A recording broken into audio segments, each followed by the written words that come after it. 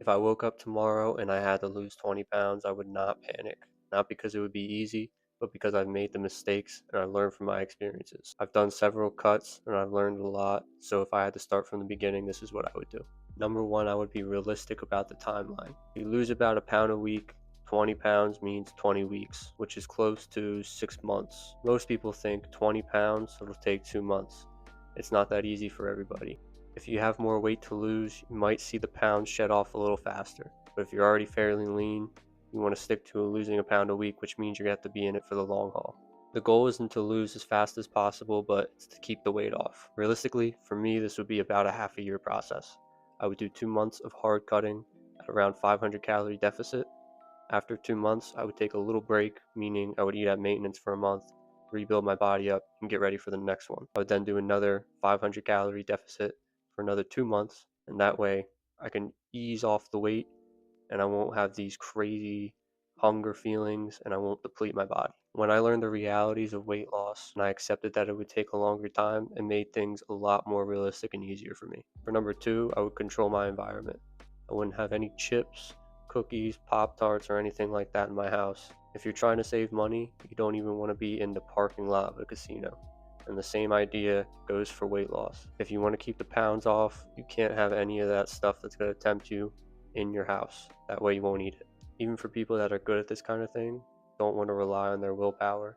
So you have to be smart about setting yourself up for success and let everything else take care of itself. I would give myself a moderate deficit of 500 calories, but for me, this is a bit difficult because I do a lot of endurance. On days where I work out hard, my maintenance calories is around 3,000. So on those days, I would eat 2,500. Rest days or light activity days, I would aim for around 2,200 calories, which would be around maintenance if I'm just resting. You need days where you're hanging out, you're not pushing your body to the limit, especially when you're in a deficit. You don't want to deplete your body too drastically. I use MyFitnessPal to track my food. This keeps me from straying off the plan and I know exactly what I'm eating so I can stay consistent every single day. I like to eat protein because it keeps me full, but it also helps you maintain muscle. They say you want to have a gram of protein per body weight. So if I'm 165 pounds, I should be eating 165. I like to aim slightly above that. So I try to eat like 185. The app will track protein from things like bread and like other fruits and stuff. And you want to make sure you're getting your protein from high quality sources. You're getting your protein from chicken or beef, protein shakes, things like that. I would make sure I'm staying active. I do boxing Monday, Tuesday, Thursday. Those would be my highest calorie days. Wednesdays and Fridays, I like to lift heavy. Wednesdays are like a little wild card. It depends how I feel that day. I'll just walk rather than lift weights. And then I take one weekend day to also lift.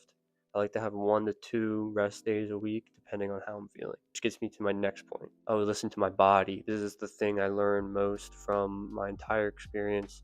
It's good to stick to the numbers to make sure you're staying consistent. It's good to work hard. And even when you're feeling tired, to go to the gym, even if you feel like you can't do anything, because if you go, you'll end up doing something which will lead snowballs, right? Even with that in mind, you need to know when your body needs rest, when your body needs food. These are where you feel like you're super depleted and you need to eat something, you need to go above your calories. Make sure it's good food so that if you're in a surplus, it's only by 300 calories rather than going to get some like cake and ice cream or something where it'll just put you way over 1,000 calories over your daily intake. It just goes without saying, but you need to meal prep. If I was losing 20 pounds, I would try to meal prep as much food as possible. So if I'm eating 2,500 calories, I would try to meal prep for at least 2,000 of those. That way I know and I can see with my eyes how much food I have for the day. Hopefully it can be filled up with some fruit or like protein bars or something. So with meal prepping usually means you're cooking your food, which is what I would do as much as possible. If you're cooking it, you know what's in it, better for portion control. And if you really want to eat something that you enjoy that may be outside of your plan, make it yourself so at least you know how many calories you went over and you can make it up the next day or two. So lastly, I would ease out of the diet.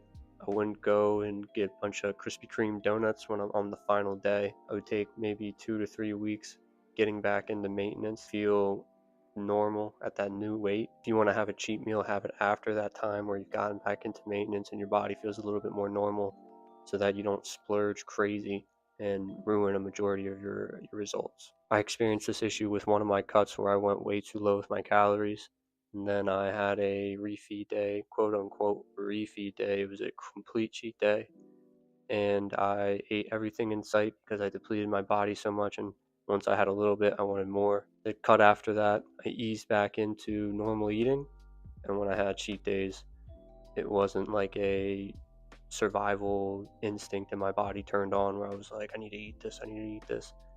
It was gradual, and I felt more satisfied when I had food already. So knowing what I know now, losing 20 pounds wouldn't be about finding the perfect diet or finding some secret cheat code or a fat burner pill. I know that it's all about staying consistent, finding these habits that you can do every single day and stick with for a long period of time. And once you know the answers to the test, you can create a routine step by step that you can stick with. Thank you guys so much for watching. If you enjoyed the video, like, subscribe, leave a comment, let me know. Until next time, I'll see you in the next video. Peace.